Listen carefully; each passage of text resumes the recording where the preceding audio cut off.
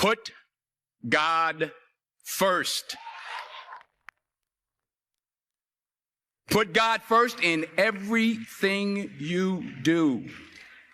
Everything that you think you see in me, everything that I've accomplished, everything that you think I have, and I have a few things, everything that I have is by the grace of God. Understand that. It's a gift.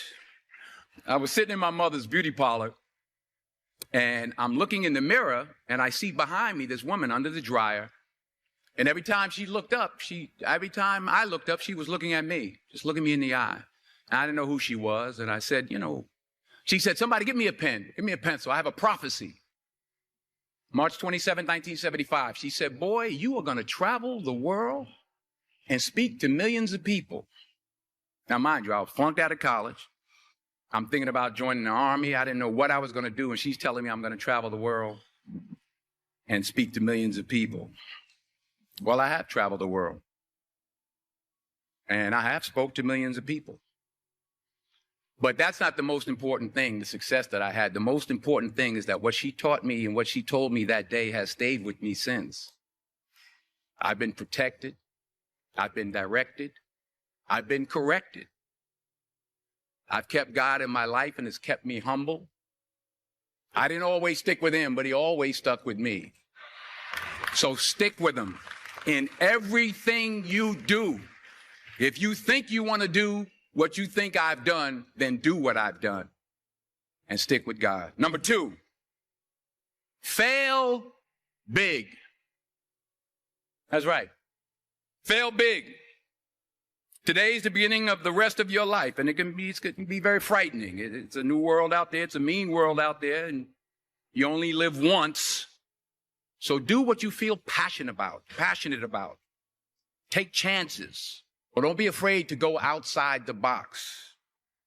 Don't be afraid to think outside the box. Don't be afraid to fail big, to dream big. But remember, dreams without goals are just dreams. And they ultimately fuel disappointment. So have dreams, but have goals. And understand that to achieve these goals, you must apply discipline and consistency. In order to achieve your goals, you must apply discipline, which you have already done, and consistency every day, not just on Tuesday and miss a few days. You have to work at it every day. You have to plan every day. You've heard the saying, we don't plan to fail, we fail to plan. Hard work works. Working really hard is what successful people do. Remember that. Just because you're doing a lot more doesn't mean you're getting a lot more done.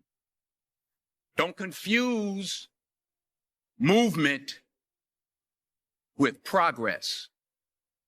My mother told me, she said, yeah, because you can run in place all the time and never get anywhere. So continue to strive, continue to have goals, continue to progress. You'll never see a U-Haul behind a hearse.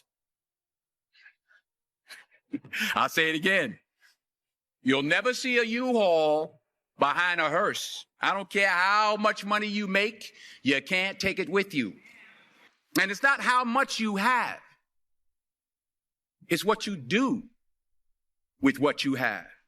We all have different talents. Some of you will be doctors, some lawyers, some scientists, some educators, some nurses. The most selfish thing you can do in this world is help someone else. Why is it selfish? Because the gratification, the goodness that comes to you, the good feeling that I get from helping others, nothing's better than that. Nothing's better than that. Not jewelry, not big house I have, not the cars, but it's the joy. That's where the joy is, in helping others. That's where the success is, in helping others. Finally, I pray that you put your slippers way under the bed tonight, so that when you wake up in the morning, You have to get on your knees to reach them. And while you're down there, say thank you for grace. Thank you for mercy. Thank you for understanding. Thank you for wisdom. Thank you for parents. Thank you for love. Thank you for kindness. Thank you for humility. Thank you for peace. Thank you for prosperity. Say thank you in advance for what's already yours. It's how I live my life. That's why I am, one of the reasons why I am today. Say thank you in advance for what is already yours. True desire in the heart for anything good is God's proof to you sent beforehand to indicate that it's yours already. I'll say it again. True desire in the heart, that itch that you have, whatever it is you want to do, that thing that you want to do to help others and to grow and to make money, that desire, that itch, that's God's proof to you, sent beforehand already to indicate that it's yours. And anything you want good, you can have. So claim it. Work hard to get it. When you get it, reach back. Pull someone else up. Each one, teach one. Don't just aspire to make a living. Aspire to make a difference.